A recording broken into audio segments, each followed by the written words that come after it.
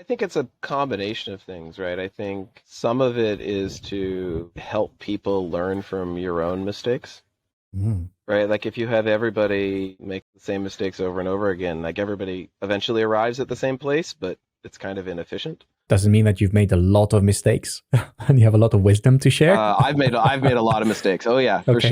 for sure, right? All learning at some level is based on making mistakes, right?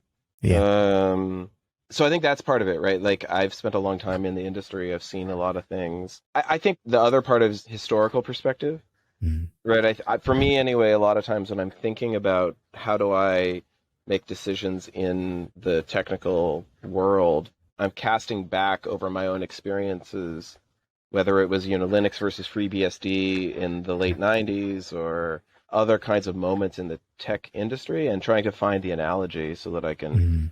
help explain today in the context of the past. Like if you didn't live it, you don't have the same understanding Yeah. as if you're reading about it or anything else like that. So I think part of the mentorship is also just giving people that historical perspective, Mm. um, but also giving them a place to bring concerns or questions. I think that, I mean, to be honest, I think a mentor, while it's good to have a mentor in your organization, sometimes it's also really good to have a mentor who's outside of the organization who you Mm. can really bring anything to. That's also, I think, valuable, that independent perspective.